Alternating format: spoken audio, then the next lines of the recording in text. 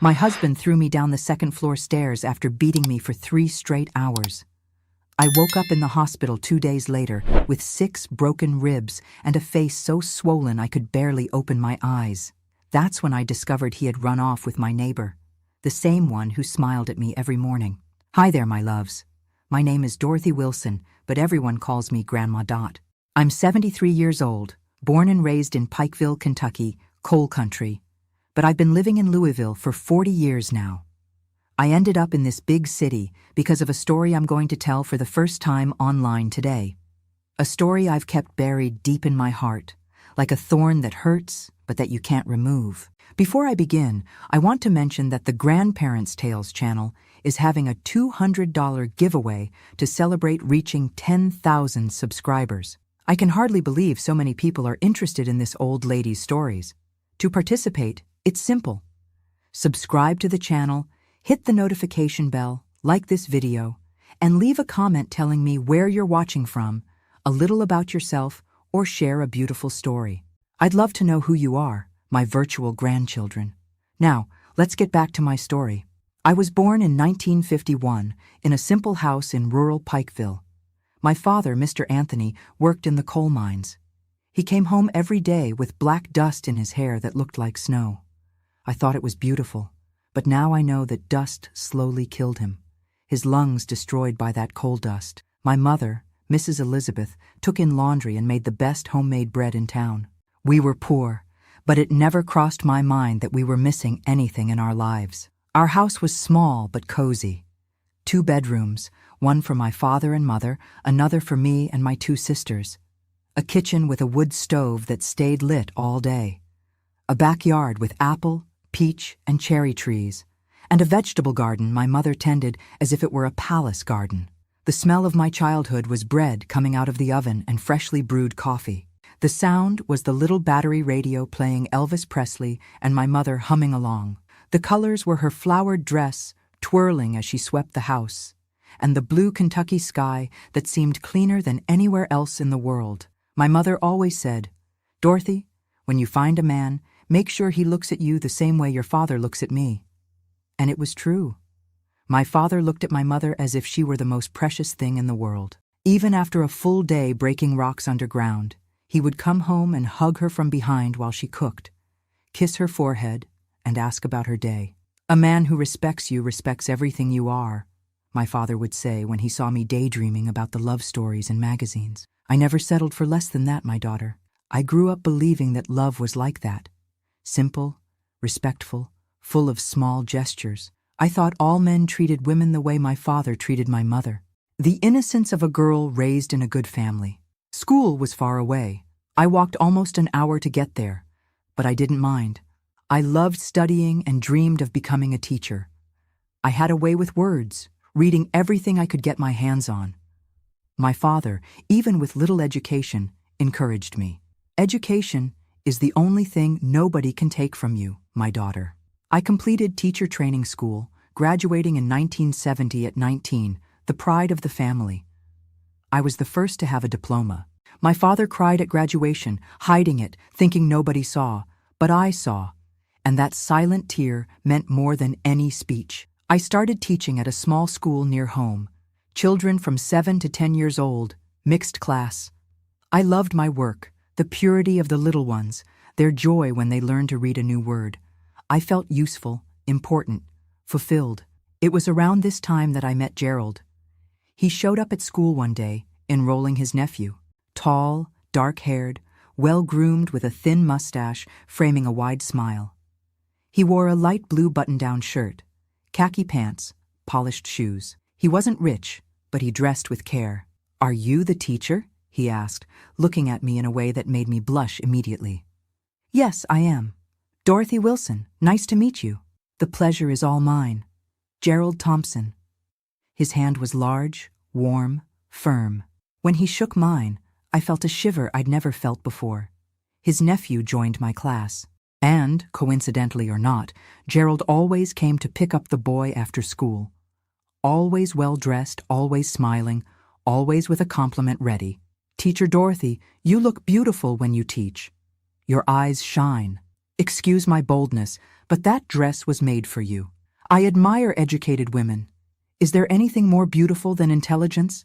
I, a country girl, raised with solid values, but with no experience in dating, fell for it like a little duck. Each compliment was like water to my garden of romantic dreams. Each smile made my heart race like a galloping horse.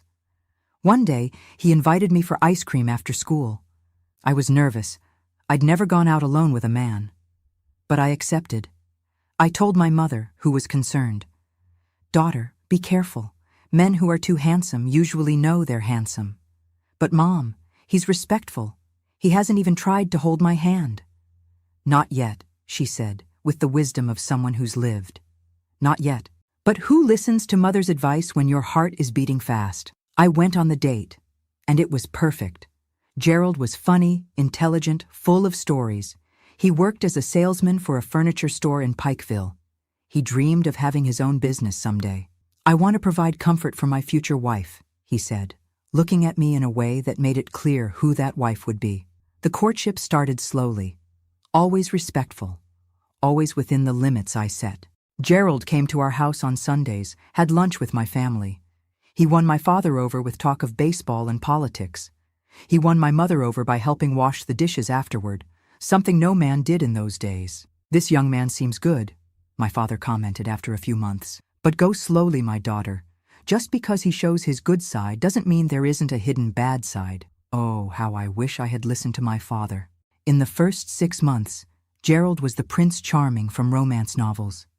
He brought me flowers picked along the way, wrote me romantic notes, respected me as if I were made of crystal.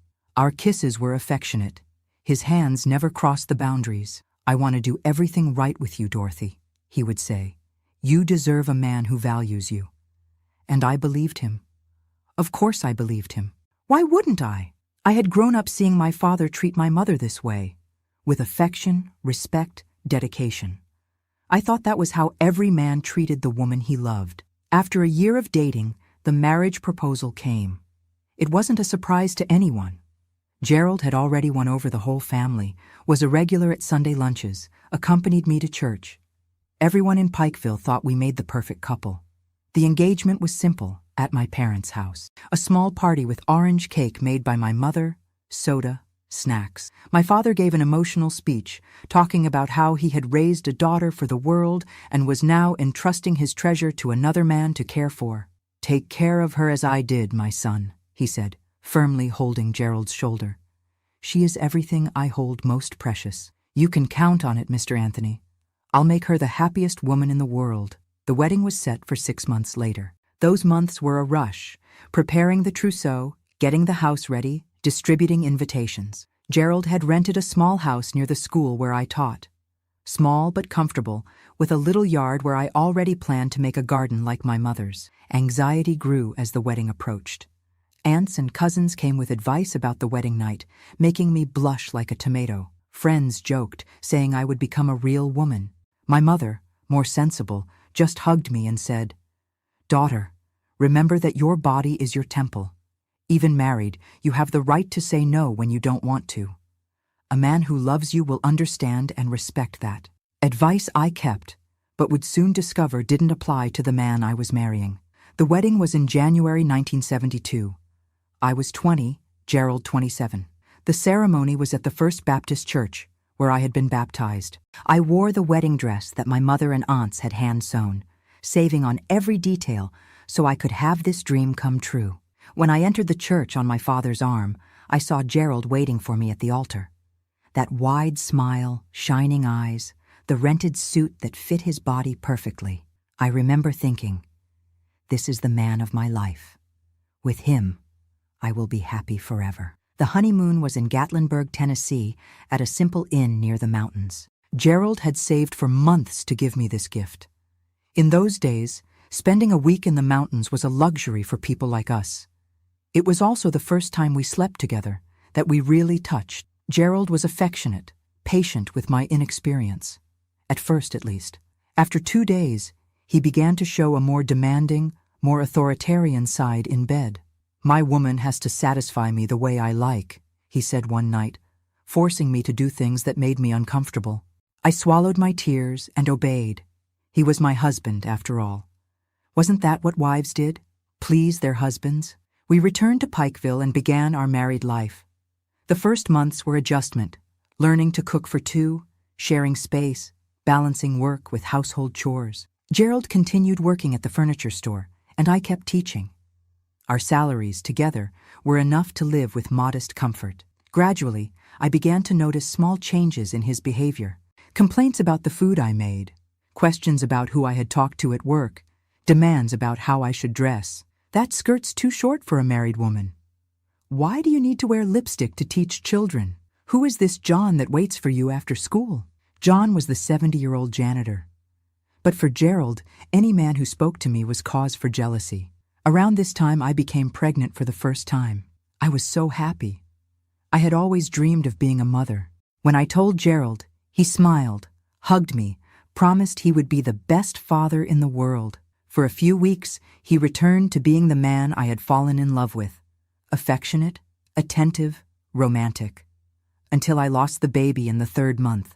Heavy bleeding, pain, hospital, immense sadness. When I returned home, Gerald was different, cold, distant, as if it were my fault. You should have taken better care, he said one night. Working, walking around. You lost my son through carelessness. That was the first time I cried hidden in the bathroom, with the faucet running so he wouldn't hear me. But it wouldn't be the last. After the miscarriage, Gerald changed completely. The mask fell off entirely. The Prince Charming turned into a frog, and what a poisonous frog, my God. Folks, I see this story is getting long, but I really want to share everything with you. I need to take a moment to ask, if you're enjoying this account, would you help me by clicking like and subscribing to the channel? Each new subscription warms this grandma's heart. And don't forget to comment where you're watching from. Back to the story. The first year of marriage ended with a reality very different from what I had dreamed. Gerald was no longer the attentive and affectionate man from our courtship. Now he was controlling, jealous, always in a bad mood. He criticized everything. My cooking, my clothes, my way of talking, even my way of breathing seemed to irritate him. You breathe too loudly. How do you expect me to sleep with that noise? Gradually, I closed myself off. Talking less, smiling less, trying to do everything perfectly to give no reason for complaints. I was walking on eggshells in my own home. Even so, I still believed we could work out, that it was just a difficult phase, that the caring Gerald would return. After all, we had been so happy at the beginning. What had happened to that man? In the 2nd year of marriage, I got pregnant again. This time, I took every precaution. I reduced my workload at school, rested more, followed all medical recommendations. Gerald seemed more excited about this pregnancy, more protective. Now it will work out, he would say, with that smile that had won me over. I'll have my child. But in the 5th month, I lost this baby too. Different complication, same devastating result. The sadness was even greater because I'd already felt the baby move, had already started buying little clothes. This time, Gerald didn't even wait until we left the hospital to show his anger. In the car, on the way home, he started, "There's something wrong with you. Normal women don't lose children like this. My mother had 8 with no problem. The doctor said it happens, Gerald. It's no one's fault. It is your fault. Your body doesn't work right." We arrived home, and he continued, increasingly aggressive in his words. For the first time, I threw in his face everything that had been stuck in my throat for months. "And you think you help? With your bad mood, your criticism, your way of treating me like a maid?" That's when I received the first slap. Hard, in the face, throwing me against the wall. The taste of blood in my mouth, the shock greater than the pain. "Never talk to me like that again," he said through his teeth. "I'm your husband. You owe me respect." That night, while he slept, I thought about running away, going back to my parents' house, but I felt ashamed. What would they think? The daughter who couldn't keep her marriage, who couldn't give them grandchildren? At that time, a separated woman was viewed differently. She was a failure, a woman who couldn't keep her husband. And I, raised to be the perfect wife, didn't want that label. So I swallowed my tears and stayed. First mistake of many. The 3rd year of marriage was when everything fell apart completely. Gerald lost his job at the furniture store, a fight with the boss, something about money missing from the register. He swore innocence, but his eyes had that gleam I had learned to recognize when he lied. He was unemployed for months. I supported the house with my teacher's salary, which was barely enough for the basics. Drinking, which had always been social, became daily. First a beer at lunch, then two, then whiskey straight from the bottle from early on. Drunk, he got even worse. Criticism turned into insults, slaps turned into punches. I began having to explain black eyes and cut lips to colleagues at work. I fell down the stairs.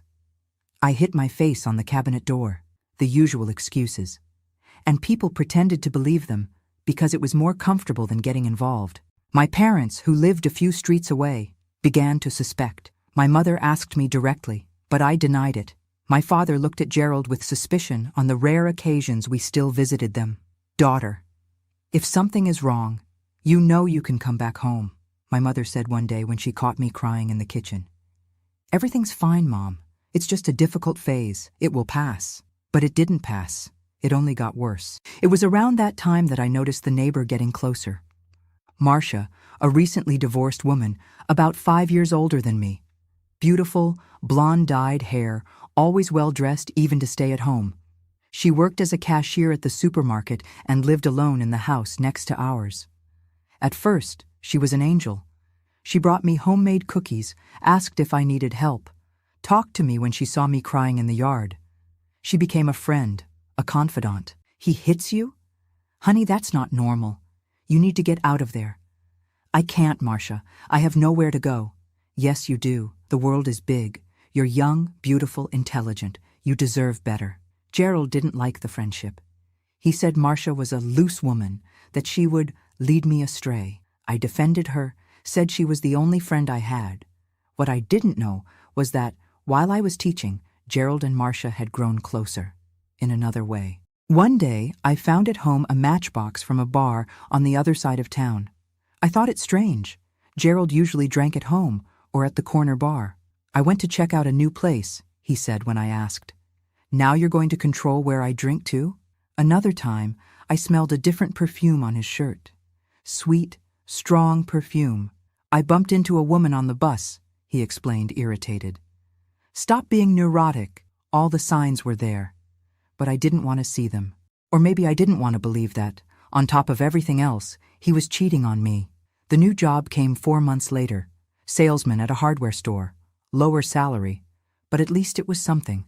I thought things would get better. For a few weeks, they did improve. Gerald started drinking less, smiling more. He began grooming himself for work, taking proper showers, wearing cologne. I thought it was because of the new job. "You're different, more animated," I commented one day. "Life is getting better. Soon we'll have money again. Maybe even try for another child?" Another child. Even after everything I had been through, my heart still raced at the idea. I still dreamed of a happy family, with a baby in my arms. Foolishness of a woman who doesn't learn.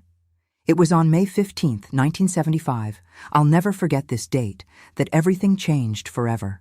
It was a rainy Friday. I came home from school earlier because the ceiling of a classroom was leaking and they sent the students home. I opened the door and heard laughter. A woman's laughter coming from our bedroom. The world stopped. My heart stopped. I knew what I would find. But still, I wasn't prepared. I cracked open the bedroom door and saw Gerald and Marcia, in my bed, in the place where I slept every night. I closed the door without making a sound. They didn't even notice. I went to the kitchen, sat down, stared at nothing. I couldn't cry. I couldn't scream. I just felt an immense emptiness. Half an hour later, I heard the back door opening and closing. Marcia sneaking out, not to be caught. Then Gerald came out of the bedroom, whistling. When he saw me sitting in the kitchen, he stopped in his tracks. "What are you doing home at this hour? They let us out early." "Rain." He looked at me, at the clock on the wall, back at me. I saw the exact moment he realized I knew. "Did you see something?" he asked, his voice already changing. "I saw everything. You and Marcia, in our bed." I expected shouting, slapping, denial. But he laughed, as if it were a joke. And what are you going to do, huh? Who are you going to tell? I got up from the chair, legs wobbly. I'm leaving. It's over, Gerald. That's when he changed.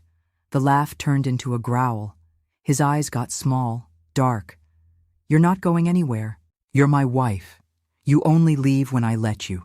I'm not a thing to have an owner. It's over. I tried to walk past him, to go to the bedroom to get my things. That's when the real hell began. Gerald blocked my path with his body, big, strong, blocking the way like a wall of flesh and hatred. I tried to go around him. He pushed me back. I fell sitting on the chair, the shock greater than the pain. You're not going anywhere, he said through his teeth. This house is mine. You are mine. The house is rented, Gerald, and I am not property. It's over. Let me pass. I tried to get up again. That's when he gave me the first slap. Hard in the face, throwing me to the side. Shut up, whore! Spying on me now? Who gave you that right? Another slap, harder. Then a punch to the stomach that doubled me over, breathless. I fell to my knees, vision blurred with pain and tears. He grabbed me by the hair, dragged me across the kitchen. Want to know why I was with Marcia? Because she's a real woman. She knows how to please a man. She's not frigid like you. He threw me against the wall. My head hit it. I saw stars. He continued, increasingly out of control.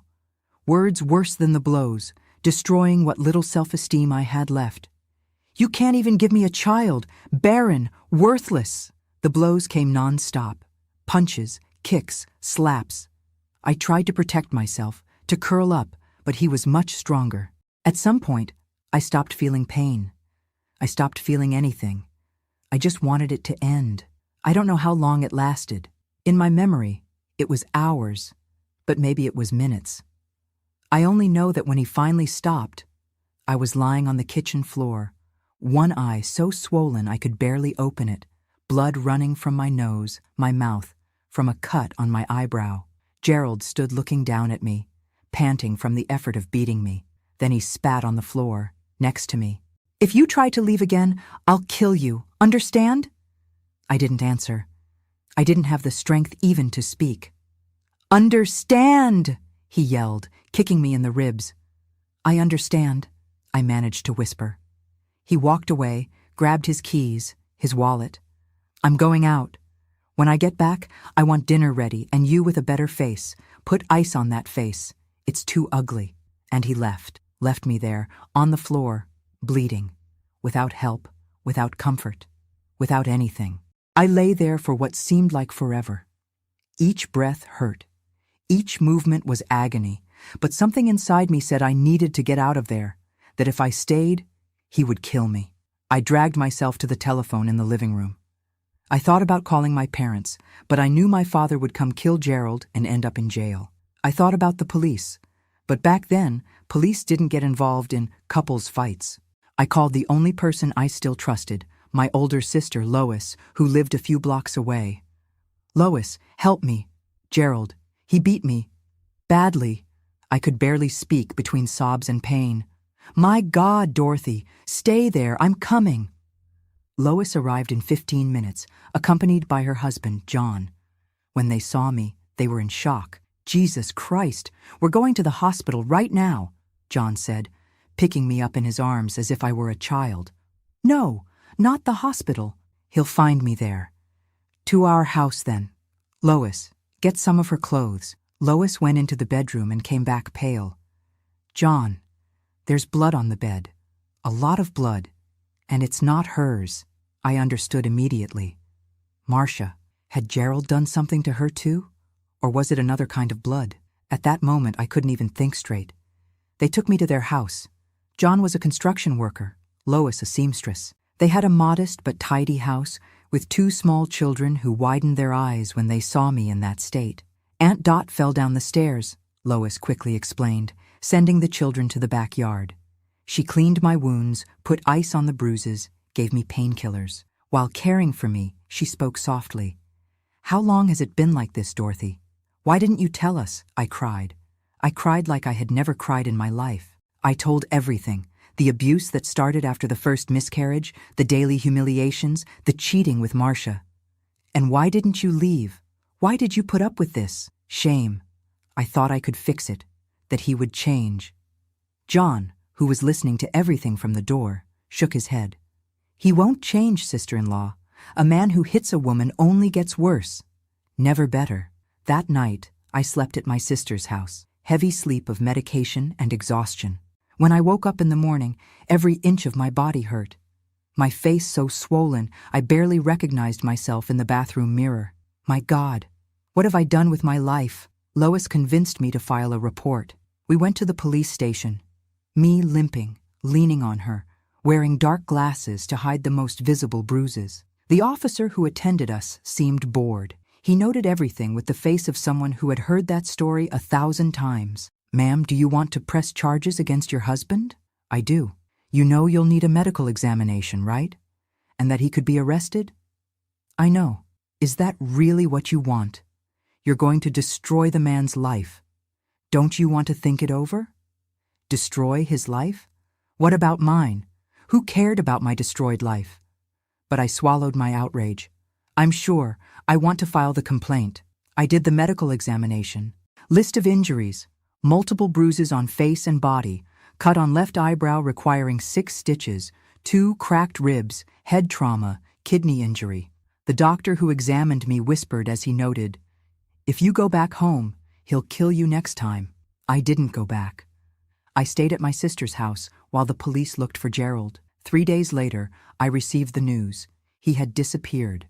Taken clothes, documents, abandoned his job.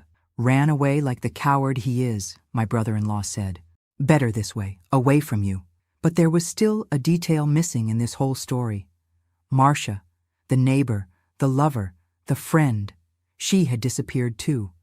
No one had seen her since that day. On the 4th day, I received an unexpected visit at my sister's house, the owner of the store where Gerald worked. "Sorry to bother you, Mrs. Dorothy. I know you're going through a difficult time." But Gerald disappeared without collecting his last paycheck, and Miss Marcia also vanished. "They ran away together," I said, my voice firmer than I expected. "It seems so. But before that, he came to the store, got an advance that I shouldn't have given, and took some construction materials in her car." "What materials? Cement? Lime? Tools?" I thought it was strange. That's why I came to ask if you know anything about it. I didn't know, but a chill ran down my spine. Cement? Tools? And the blood on the bed? Another week passed. My bruises started to improve. I could walk without so much pain. My parents, who had been traveling to visit my sick aunt, returned and were horrified by my condition and my story. "You should have told me before, daughter," my father said, his eyes watery. "I would have gotten you out of there after the first slap." "I was ashamed, Dad. I thought I would disappoint you." "Disappoint us? Never. The only disappointment was this man we chose so badly." I began to rebuild my life. I took medical leave from school. The principal, very understanding, assured me that my job would be there when I returned. I went to live with my parents again, in my childhood bedroom that remained intact, waiting for me. I was reconstructing myself, day by day, when the bomb dropped. It was a June morning, almost a month after Gerald's escape. The police appeared at my parents' house. "Mrs. Dorothy, we found your husband." My heart froze. Had he returned? Was he coming to get me? To kill me? Where? At Miss Marcia Gomes's small property on the outskirts of town. The two were there. Were? The officer exchanged glances with his colleague, uncomfortable. "You need to come with us." They took me to the property, a small piece of land that I didn't even know Marcia owned. There, a scene from a horror movie. Police everywhere, tapes isolating areas, people digging a hole in the ground. "What happened here?" "Your husband and Mrs. Marcia had a disagreement." Disagreement. What a strange word to describe what I saw next. Marcia's body was in an improvised grave at the back of the property. She had been brutally beaten, like me, but she didn't have the same luck. She died from her injuries. Gerald tried to hide the body in a poorly made mixture of lime and cement, the materials he got from the store. "And him?" I asked, in shock. "He tried to escape when we arrived. He reacted, was armed. There was a shootout." I understood what they weren't saying. Gerald was also dead. The following days were a blur, giving statements. hearing details I didn't want to know, understanding what had happened. According to what the police discovered, Gerald and Marcia had planned to run away together. He beat me that day and went to meet her at the property where they had arranged to meet. He took the construction materials because he intended to renovate the place. They had plans to live there. But there was a fight. Violent. The neighbors of the property heard screams but didn't intervene. Rural area, everyone minds their own business. When the shouting stopped, they saw Gerald digging a hole in the middle of the night. They only reported it because days later they smelled a strong, strange odor coming from the property. I should have felt anger toward Marcia. She betrayed my trust, slept with my husband, planned to run away with him, but I could only feel sorry for her. In the end, she met the same Gerald I did, the monster behind the mask. And she paid with her life. The town newspapers had a field day with the story. Crime of passion ends in tragedy. My name appeared everywhere, my wedding photo next to the photo of the body being removed from the property. I became the murderer's widow. I couldn't walk down the street anymore without feeling the stares, the whispers. Parents pulled their children from my class. They didn't want the murderer's wife teaching their children. A week later, the principal called me in. "Dorothy, you know I like you very much, but the parents are pressuring. The school can't."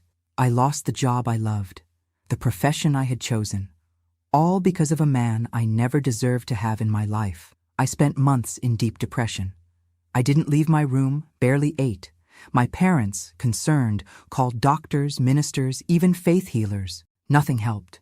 I was drowning in guilt. What if I had realized earlier how Gerald was? What if I had reported the first incidents of abuse?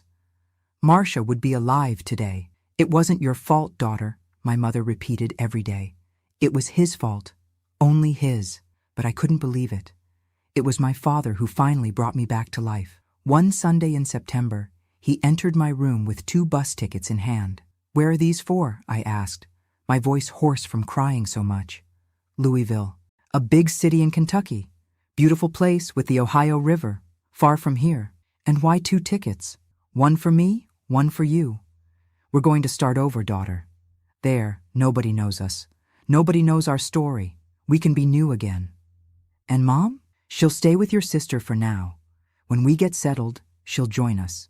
And so, with 2 small suitcases and a lot of courage, I left Pikeville on October 10th, 1975. 24 years old, widowed, marked by violence, but still alive, still breathing, still able to start over. The trip to Louisville was long. 12 hours on the road, the bus bouncing on every curve. I kept looking out the window the whole time, watching the landscape change, the mountains of the interior giving way to the first signs of the city. "See that, daughter?" My father pointed when we began to cross the bridge that connects to downtown. "That's the Ohio River. Beautiful, isn't it?" It was beautiful indeed. The blue water, the colorful boats, the outline of the city against the sky. So different from the red earth and mountains of Pikeville. There, at that moment, I felt something I hadn't felt in months. Hope. We arrived with no place to stay, no job, knowing no one. But we had each other and the determination to build something new. My father, the practical man he was, already had a plan. In the first days, we stayed at a simple boarding house downtown. He would leave early every day, return at night, tired but optimistic. "There's work here, daughter. Lots of work. The city is growing. The port is full of jobs." A week later, he arrived with the keys to a small rented room in Butchertown, a simple but decent neighborhood. 2 weeks later, he was already working as a construction helper at the port. And me? I took longer to find myself. Fear still paralyzed me. Nightmares still woke me sweating in the middle of the night. The marks, visible and invisible, still hurt. But the big city has this advantage. Nobody asks where you came from or what you did. Everyone is too busy with their own lives. Louisville welcomed me like a mother receiving a lost child. The river, the wind with its hint of salt, the hills embracing the city. Everything seemed to say, "Welcome home, you belong here now." In those first months, I lived like a shadow. I rarely went out, spoke little, and hid at home while my father worked. Our small room in Butchertown was tiny but clean. Just one room with a small bathroom, 2 single beds, a 2-burner stove, a small table. Luxury for those who had nothing. From the window, I could see a sliver of the Ohio River between buildings. That little glimpse became my obsession, my comfort. On sleepless nights, I would watch the lights reflected on the water, counting boats, dreaming of distant places where nobody knew my name or my story. "You need to get out, daughter. Get some sun, see people," my father insisted on weekends. He'd drag me to the waterfront park, still wild in those days. We'd walk on the sand, barefoot, warm water lapping at our ankles. Gradually, the tension in my shoulders eased. The permanent knot in my throat loosened. It was at the park that I met Lenore, a funnel cake vendor who set up her colorful stand every Sunday. A strong black woman with an easy smile and eyes that saw far beyond what we showed. "You're carrying too much weight, girl," she told me one day as she handed me a warm funnel cake. "You weren't made to carry so much." I don't know why, but those simple words opened the floodgates. I started crying right there, in front of her, her stand, her other customers. I cried like a lost child. Lenore didn't get flustered. She didn't ask questions. She just came to me, hugged me tight, and led me to a wooden bench behind her stand. "Cry it all out. Cry until you're dry. Then we'll talk." I cried for an hour. She stayed there, rubbing my back, murmuring words of comfort. When I finally stopped, exhausted, she offered me water, a piece of bread, a clean handkerchief.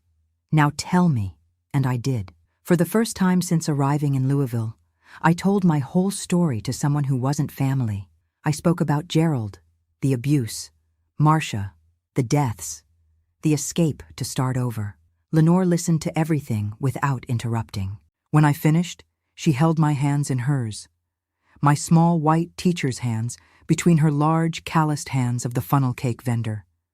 "You survived, child. You know what that means?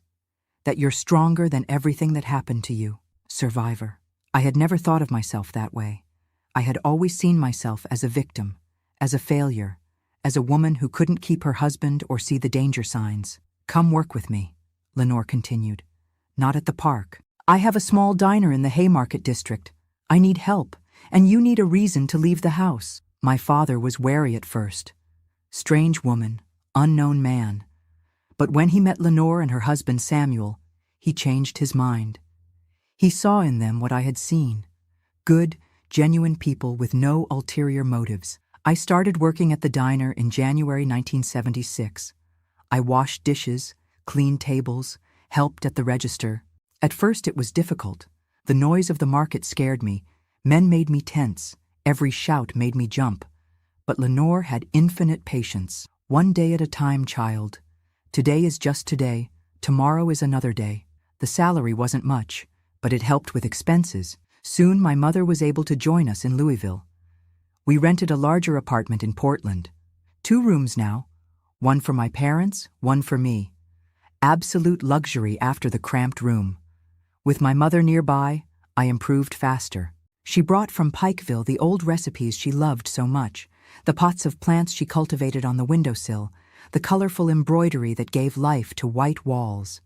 She brought the smell of home, of childhood, of simpler times. "This city is good," she would say, while watering the plants. "It has open air, has horizon. We breathe better here." I did breathe, deeper and deeper, with less and less fear. The nightmares became less frequent. I began to sleep entire nights, to wake up rested. I began to smile again, first timidly, then more frequently. At the market, I met people of all kinds. Dock workers with stories of the deep river, ladies who sold herbs and prayers, children who ran between the stalls, stealing fruit when no one was looking. Homeless people who slept in the corners, for whom Lenore always saved a coffee and bread at the end of the day. Everyone has a story, child. Everyone carries pain. Some show it, others hide it. But everyone bleeds inside. Lenore's simple wisdom healed me more than any therapy, which I couldn't afford anyway. She taught me to look beyond my own pain, to see the suffering of others, to understand that I wasn't alone in the struggle. It was at the market that I also rediscovered something I had lost, the pleasure of teaching. I began giving informal classes to the children of vendors after hours. children who often missed school to help their parents at the stalls. I used overturned crates as desks, wrote with charcoal on pieces of cardboard. I had no books, no decent notebooks, but I had willingness, and the children were hungry to learn. "Are you a real teacher?" asked little Timmy, son of a fish vendor, while I explained division using seashells.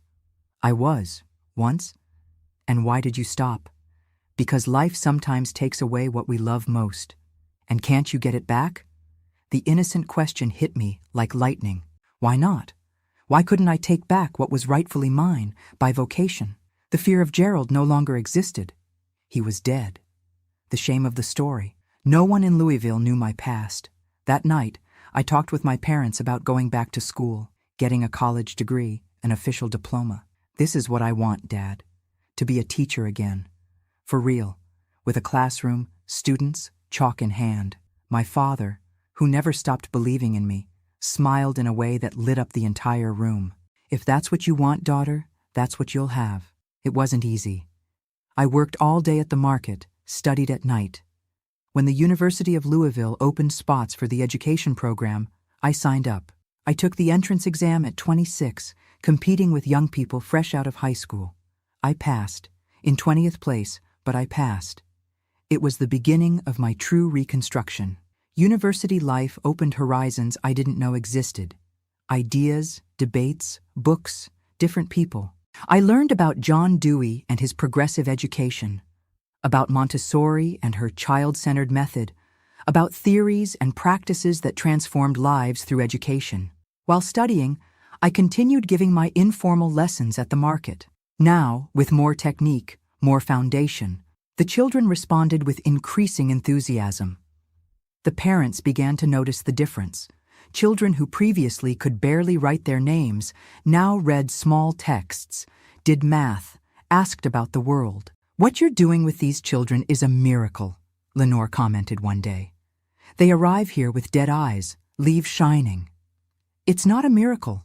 It's education. It's showing them they can be more than they think they can. In 1979, in my last year of college, an opportunity arose to intern at a public school in Smoketown, a poor neighborhood on the outskirts of Louisville. It was far, the public transportation poor, the salary almost symbolic, but it was a real classroom. It was a chance to go back to doing what I loved. I took on a literacy class. 30 children between 6 and 10 years old, many repeaters, some who had never set foot in a school before. The room was small, stuffy, with broken desks and a cracked blackboard. But to me, it was a palace. On the first day, I looked at those children. Messy hair, clothes often too big or too small, looks ranging from fear to curiosity, from aggression to hope. And I saw myself in them. Vulnerable, but strong. Hurt, but whole. Survivors, like me. "My name is Teacher Dorothy," I introduced myself. "And I'm here because I believe in you more than you believe in yourselves." It was there, in that stuffy public school classroom, that I finally understood. Everything I had lived through had a purpose. Each pain, each humiliation, each moment of despair brought me to that place, made me the teacher those children needed, someone who understood what it was to fight against the impossible, someone who knew what it was to start over from zero. At the end of the year, I managed to teach 28 of the 30 children to read and write. The other 2 had learning difficulties that required specialized monitoring, something I fought to get for them. The principal, impressed with the results, offered me a permanent contract as soon as I graduated. "You have a gift, Dorothy. These children need you." In December 1979, at 28, I graduated in education. My parents were at the graduation, as proud as if I had won a Nobel Prize. Lenore and Samuel, too, bringing a huge basket of pastries that fed the entire party. My classmates, most 10 years younger than me, elected me class speaker. "It's never too late to start over," I said in my speech. "It's never too late to be who you should have been before life interrupted you." Life was finally getting on track. I had a profession, had purpose, had family and friends who loved me. The past still hurt when touched, but it no longer bled. That's when the past came knocking at my door. It was a March afternoon in 1980. I was in the classroom teaching my little ones to read when the principal appeared at the door. Dorothy, someone wants to talk to you. It's urgent. In the hallway, a woman was waiting for me. About 50, graying hair, face marked by life. I didn't recognize her immediately. Dorothy, I'm Nancy, Gerald's sister. The world stopped. The name I hadn't heard in almost 5 years, that I avoided even thinking about. Gerald. The man who nearly killed me. The man who killed another and died running from the police. What do you want? I managed to ask, my voice trembling. We need to talk. It's about my nephew. Nephew? Gerald didn't have children? Not with you, with Marcia. The revelation fell like a bomb. Marcia was pregnant when she died? There was a child? A son of Gerald walking around in the world? She had the baby before. Before what happened, Nancy continued. She left him with my mother when she went to meet Gerald at that property. Nobody knew, not even the police. And why are you looking for me now? My mother died last month. The boy stayed with me, but I'm sick. Cancer. I can't take care of him anymore. And what does that have to do with me? You were Gerald's wife. Legally, you're the closest relative after me. You're asking me to care for the child of the man who almost killed me? With the woman he cheated on me with? She lowered her eyes, ashamed. I know it's a lot to ask. But the boy isn't to blame. He's 4 years old. He's an innocent child. Where is he now? In the car, with my husband. Do you want to see him? I didn't want to. I wanted to run, scream, deny that absurd reality. But a force greater than fear made me say yes. We went to the parking lot. An old car was parked under a tree. A man sitting at the wheel waved when he saw us. In the back seat, a child looked out the window. Small boy for his age, black hair, big eyes. When he saw me, he smiled a smile I knew well. The same smile that once enchanted me on Gerald's face. Aunt Nancy, who's that lady? She's a friend, Lucas. A friend who's going to take care of you for a few days. Days. She had said days. But her eyes said something else. I can't, I said softly, so the boy wouldn't hear. It's too much for me. He has no one else. He'll go to an orphanage. Why didn't you look for Marcia's family? I did. No one wanted anything to do with him. Her father said his grandson died along with his daughter. I looked at the boy again. I didn't see Gerald in him now. Or Marcia. I just saw a child, frightened, confused, about to lose what little stability he knew. Give me time to think. I don't have time, Dorothy. The chemotherapy starts tomorrow. I can't take care of him like this. One day, give me 1 day. She hesitated, then agreed. I'll come back tomorrow at this same time. If you don't want to keep him, I'll go straight to social services. I spent the night awake. I walked along the river until dawn, talking to the water, to the stars, to the ghosts of my past. How could I raise Gerald's son? How would I look at that face every day and not see the man who destroyed my life? But how could I condemn an innocent child to grow up without family, without love? I, who knew what it was to be marked by a story I didn't choose. In the morning, still without an answer, I went to teach. I looked at my students. Children who had taught me so much about forgiveness, about new beginnings, about seeing beyond the scars. I thought about little Lucas, who didn't ask to be born to those parents, who didn't ask to be abandoned. During the break, I called my parents. I need to tell you something. It's complicated. I explained everything. I waited for the negative reaction, the shock, the refusal. Bring him home, my mother said simply. What? The boy. Bring him home. If he's going to be your son, he's going to be our grandson too. Mom? He's Gerald's son. So? The child isn't to blame for who his father is, or his mother. That afternoon when Nancy returned, I already had my answer. I'll keep him, she cried. She took a folder with documents from her purse, birth certificate, vaccination card, some photos. Thank you.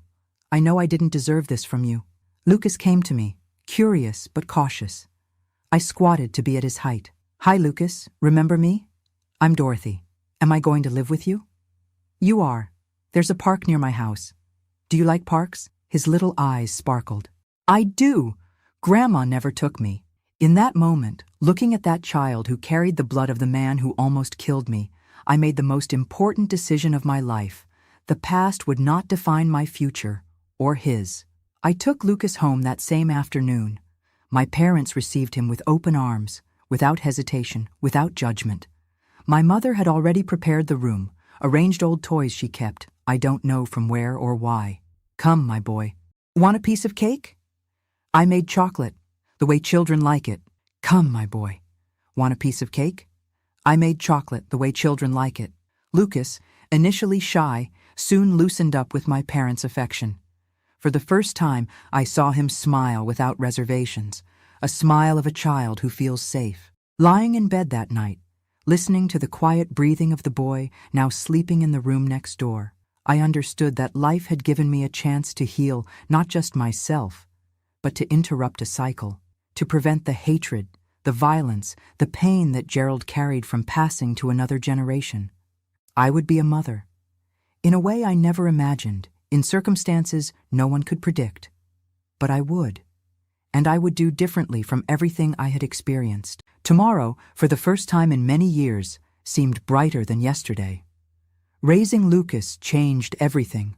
The first months were adaptation, him asking about Aunt Nancy, crying at night, finding the new house, the new family strange. Me learning to be a mother suddenly, at 29, of a 4-year-old boy who carried in his blood a history I so wanted to forget. Why doesn't Aunt Nancy come get me? He asked, almost every day. She's sick, my dear. She needs to stay in the hospital to get better. And then when she gets better, will I leave? The question broke my heart. The insecurity in his eyes, the fear of new abandonment. No, Lucas, this is your home now. Forever. Explaining the situation to a child that age was a daily challenge. How to say that his biological father had killed his biological mother? How to explain that his aunt probably wouldn't survive cancer? How to make him understand that now I was his mother, not by blood, but by choice? I adapted the truth. Small doses, appropriate for his age. Your father and mother had to go to heaven, but before, they asked me to take care of you. It wasn't a complete lie. Somewhere, I believed that Marcia, if she could choose, would prefer to see her son with someone who loved him, even if it was me. I enrolled Lucas in school, bought clothes, toys, children's books, adapted work hours to be with him. My parents helped when I taught. My father already retired, my mother always at home. We made it work. A few months later, I received the news. Nancy had passed away. The cancer faster than the doctors predicted. I told Lucas gently, your Aunt Nancy is now in heaven too, with your father and mother. He cried, of course, but less than I feared. He was already getting attached to the new family, already calling me Aunt Dot with affection in his voice. In July that year, 1980, I made another important decision, to legally adopt Lucas. The lawyers said it would be a simple process, since I was the widow of the biological father and there were no other relatives wanting custody. When the judge asked if I was sure, I looked at the boy playing in the corner of the courtroom, oblivious to the moment that would change our lives forever. I am more certain of this than anything else I've ever done. In October, Lucas Thompson officially became Lucas Wilson. My son before the law, as he already was in my heart. Raising a child alone in the 80s, being a public school teacher, wasn't easy. Money, always tight, had to stretch to cover all needs. School uniform, teaching materials, doctor when he got sick, clothes he outgrew too quickly. I took extra classes at night, gave tutoring on weekends to children from wealthier families. Every penny mattered, every sacrifice was worth it when I saw Lucas growing up healthy, happy, secure.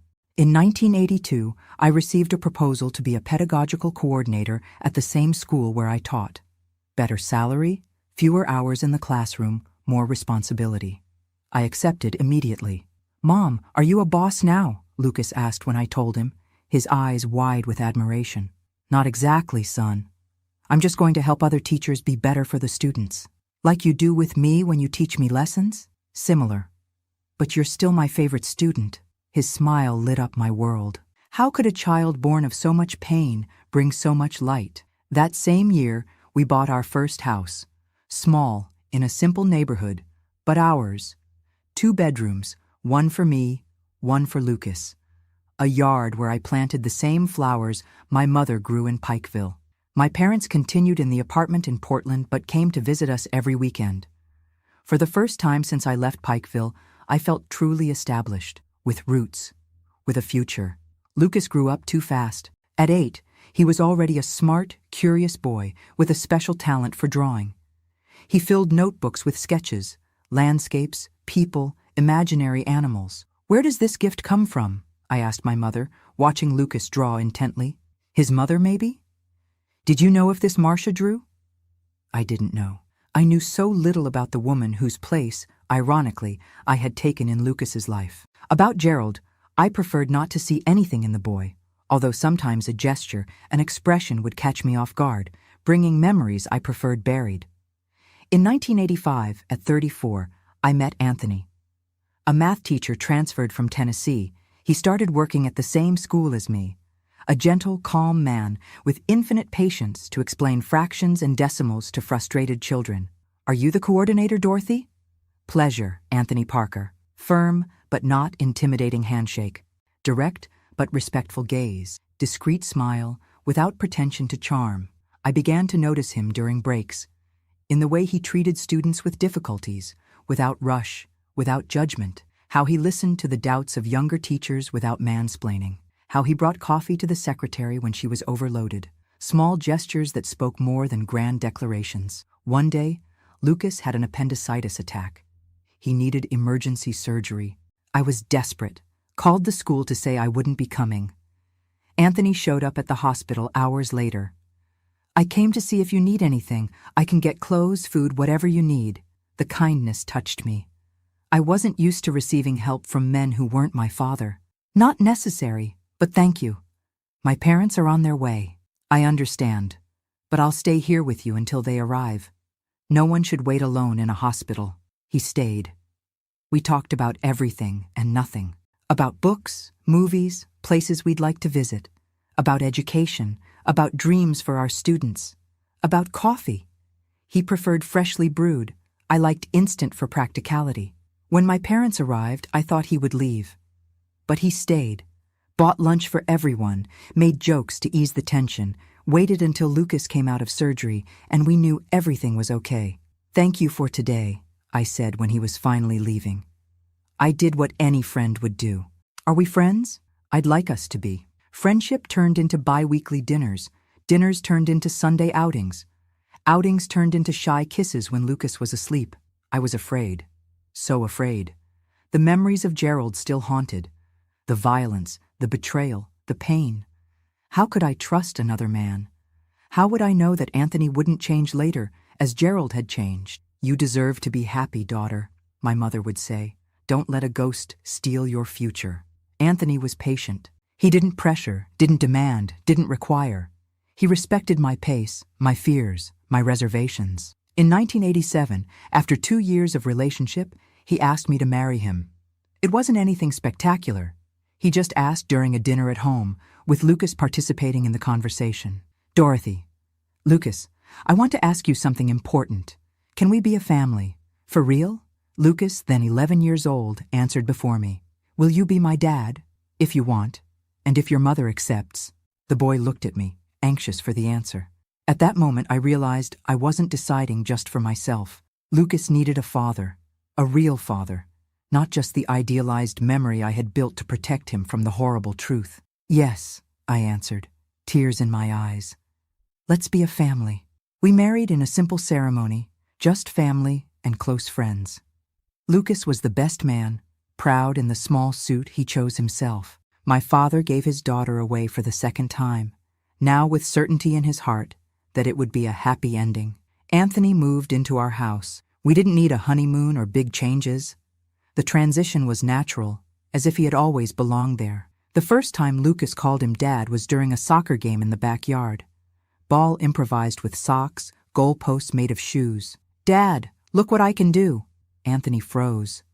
He looked at me as if asking permission. I nodded, my heart overflowing. "I see, son. Very good." Lucas ran to hug him.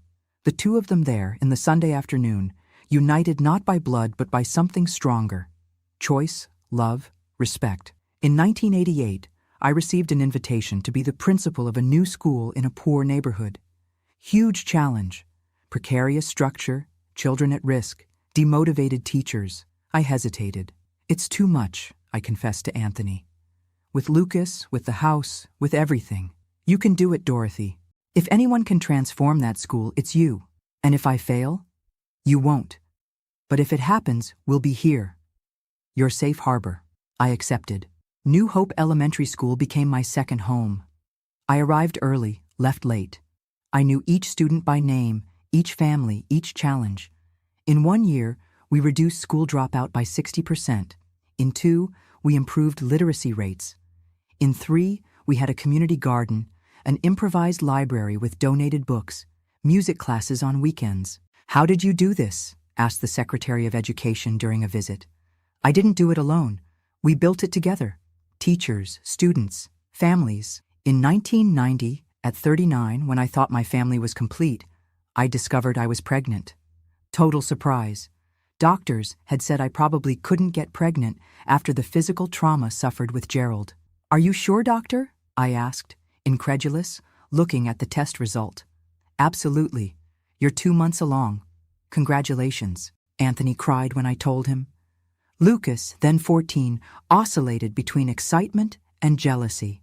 Will you love the baby more than me? He asked one night, vulnerable as I hadn't seen him in years. Never. You were my first child. I chose you. Nothing changes that. The pregnancy was smooth, unlike the ones I had with Gerald. Older body, but peaceful soul.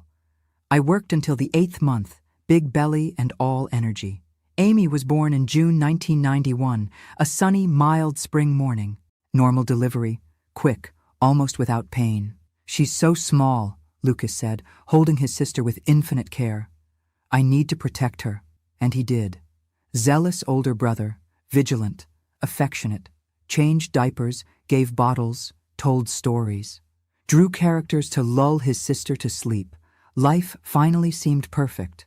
Complete family, stable career, own home, the ghosts of the past increasingly distant, memories that no longer hurt so much. Until in 1992, Lucas, then 16, asked the question I most feared. Mom, I need to know the truth about my biological father. We were alone at home. Anthony had taken Amy for vaccines. Lucas was waiting for me in the kitchen when I got home from work, with a serious, determined expression. Why now, son? I need the original birth certificate for a school document. I saw his name, Gerald Thompson. I researched in the library. I found old news. I froze. The news. The murder, the escape, the shootout with the police. My name in the headlines as the murderer's widow. Everything I had tried to protect him from. Son, is it true? Did he kill my biological mother? Did he beat you? I sat down, legs wobbly. The moment I had postponed for 12 years had finally arrived. It's true, Lucas, but it's more complicated than the news tells. And I told him everything. The complete story. Without softening, without hiding.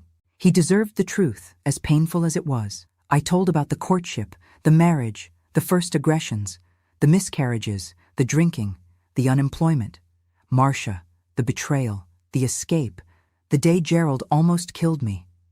I told about the property, about how the police found the bodies, how Nancy appeared years later with him, still a baby, how I made the most important decision of my life, to be his mother, despite everything.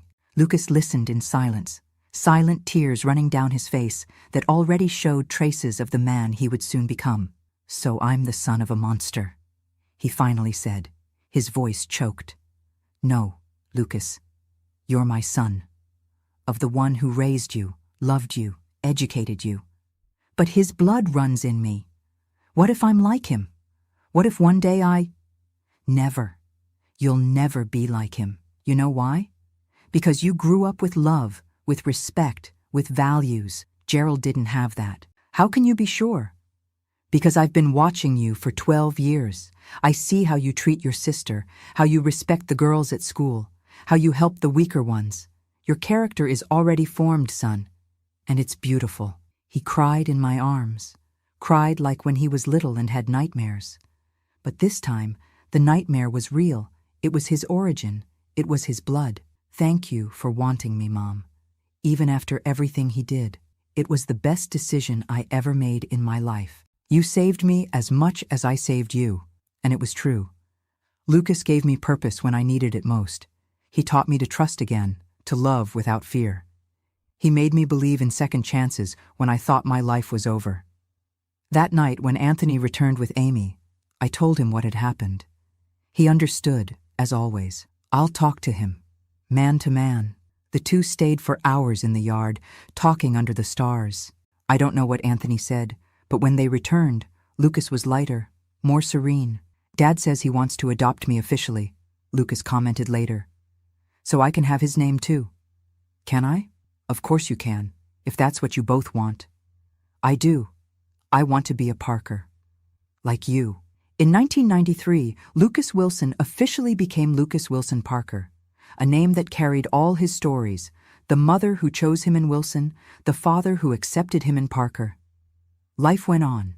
Lucas graduated from high school with excellent grades. He won a scholarship to architecture school, his gift for drawing finding professional purpose. Amy grew up smart, talkative, curious about everything.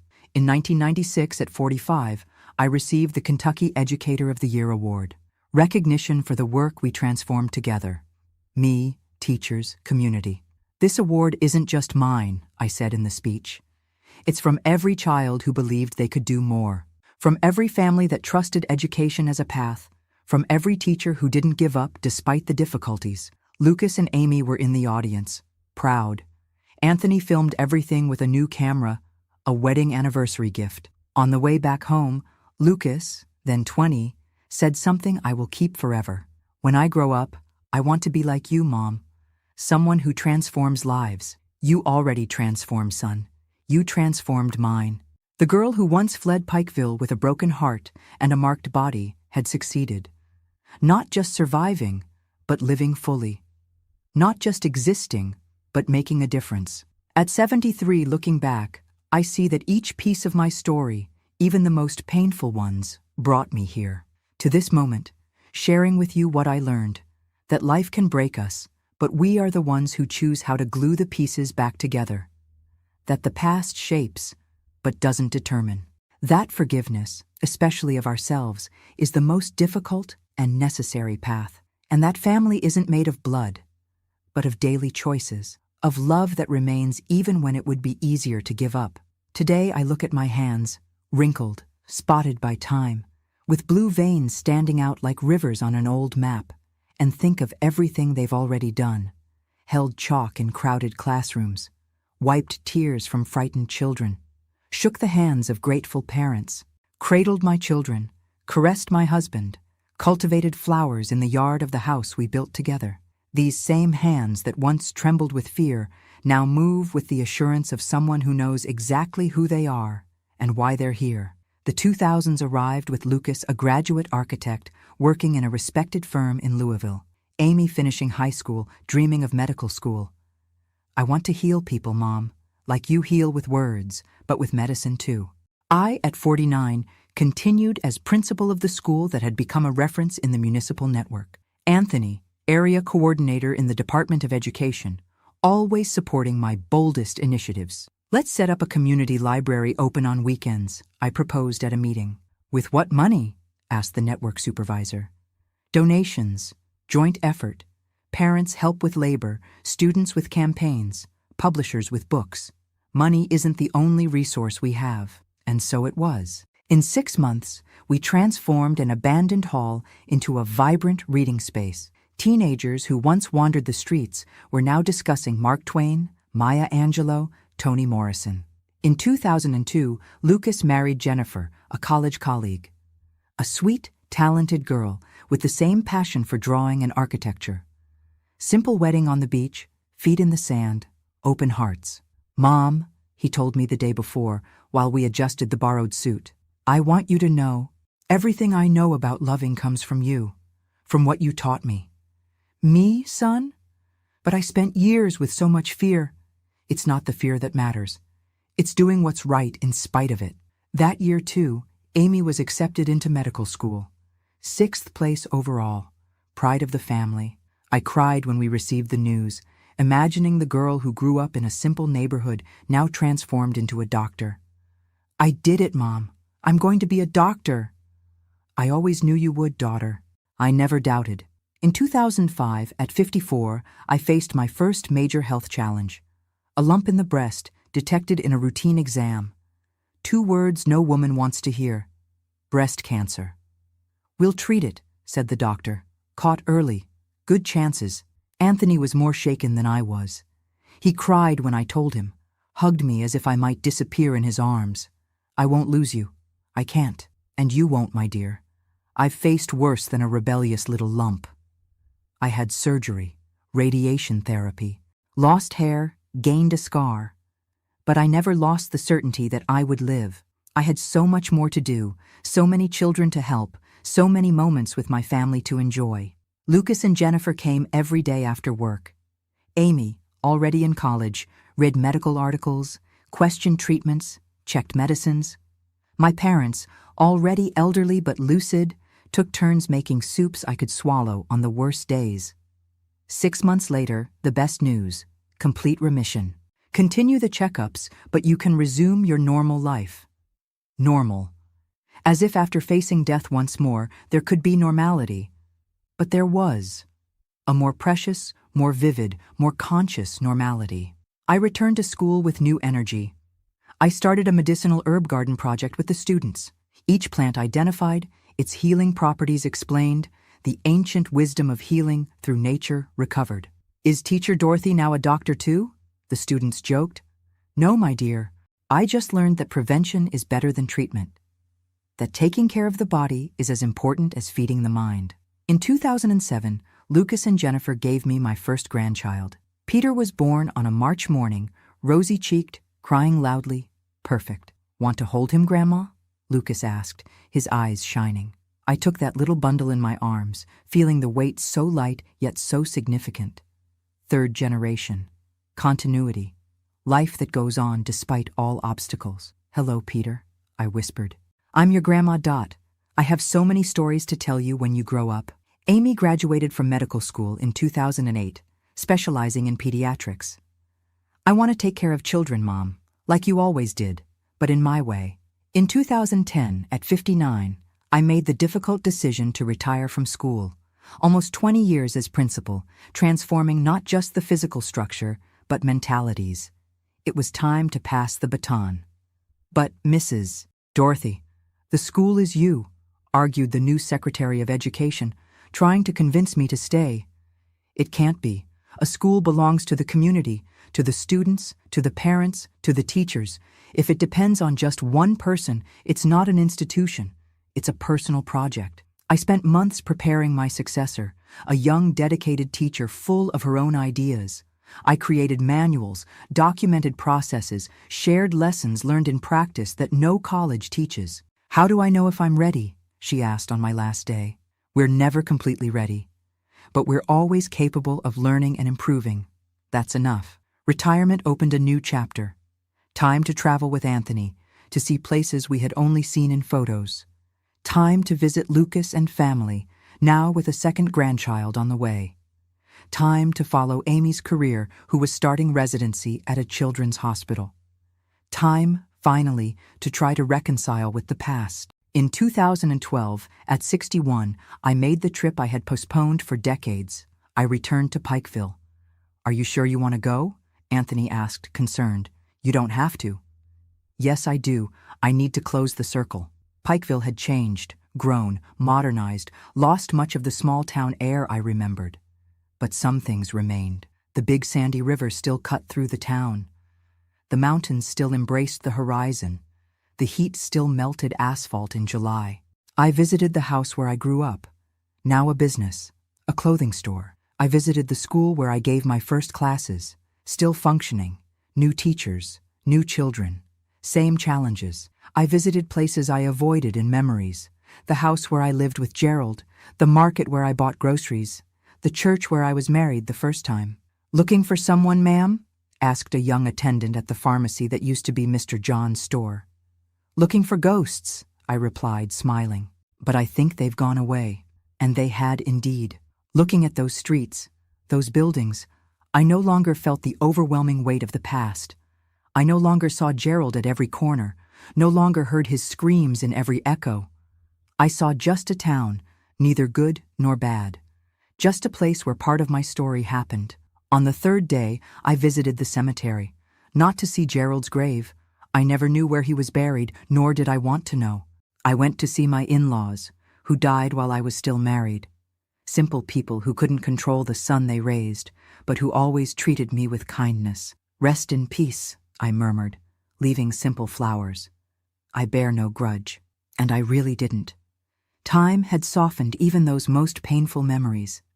Anger, fear, resentment, feelings that consume more those who carry them than their targets. I had learned to let go. I returned to Louisville lighter, as if I had left in Pikeville the last ties that still bound me to the past. "How was it?" Anthony asked when he picked me up at the terminal. "Liberating."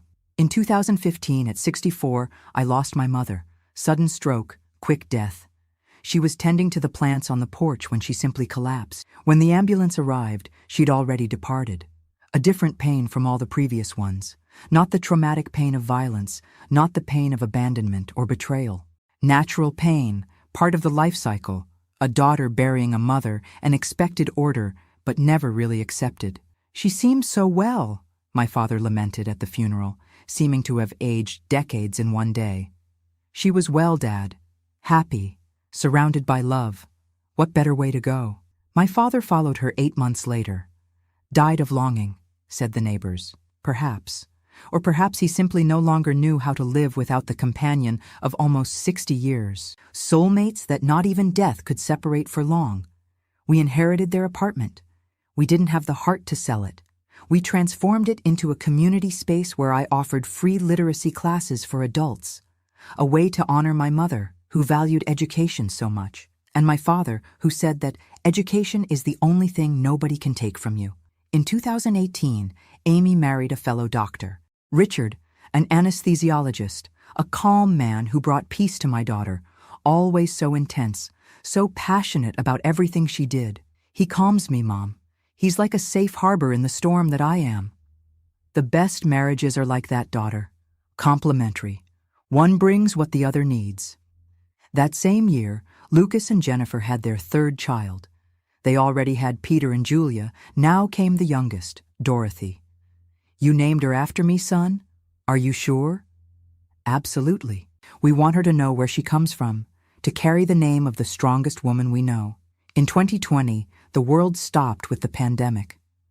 At 69, I found myself isolated at home, high risk, away from my grandchildren, from community activities, from the life I had built. Anthony and I reinvented ourselves. We learned technology, video calls, social media, messaging apps. I continued teaching adults to read and write, now through the computer screen. I told stories to my grandchildren by video, made bread with Amy remotely, each in her own kitchen. "You're more tech-savvy than me, Grandma," joked Peter, now a teenager, teaching me to use funny filters. It was during the pandemic that Lucas suggested, "Mom, why don't you tell your story to more people? It might help those who are going through difficult times." My story? Who would want to hear it? Everyone. It's a story of overcoming, of love, of new beginnings. People need that now more than ever. Still reluctant, I recorded my first video on my cell phone. Total amateur, bad lighting, worse framing. I talked about how I was facing isolation, how I maintained hope in dark times. Lucas edited it and posted it on an improvised YouTube channel. Grandparents' Tales. To my surprise, the video went viral. Hundreds, then thousands of views. Emotional comments. "Mrs. Dorothy, you remind me of my grandmother who I lost. Thank you for sharing your wisdom. This video gave me hope when I was almost giving up. Thank you. More, please. We want more stories from Grandma." And so began my late career as a digital influencer, as Amy jokes. Weekly videos telling stories of overcoming, some mine, others I witnessed throughout life. Old recipes, gardening tips, reflections on education, aging, family. I had never spoken publicly about Gerald, about the abuse, about the desperate escape. It was a chapter I kept for private conversations, for moments of guidance to women going through similar situations. Until today, at 73, I decided it was time. Time to share the complete story, without cuts, without softening. Not to provoke pity, nor to boast about overcoming, but to show that there is a way out even when it seems the world has collapsed, that there is life and abundant life after trauma. Lucas helped me prepare the script. Amy reviewed it, ensuring the medical information was correct. Anthony held my hand while I recorded the most difficult parts, pausing when emotion became too strong. This is my story. Raw, real, painful in parts, but also full of beauty, of love, of hope. The story of a country girl who faced personal hell and emerged not just a survivor, but triumphant. Not by her own merit, nobody wins alone, but through the support of so many good people God put in my path. People like my parents, who taught me unshakable values. Like Mrs. Wilson, who took me in when I ran away. Like Lenore, who saw beyond my scars. Like Anthony, who showed me that a real man builds, doesn't destroy. Like Lucas, a son destiny gave me through the most unlikely path, who taught me to love unconditionally. Like Amy, a gift I thought I would never receive, living proof that there is always a chance for new beginnings. And now, people like you who are watching this video. My dears, if you've made it this far, I have a special thank you. This story wasn't easy to tell, nor must it have been easy to hear. But I believe in the power of shared stories, in the healing that comes when we transform pain into purpose. So, I ask, if this story touched your heart, if it brought any reflection, please click like and subscribe to the channel. Each subscription is a virtual hug I receive with affection. Each comment is a conversation that continues beyond this video.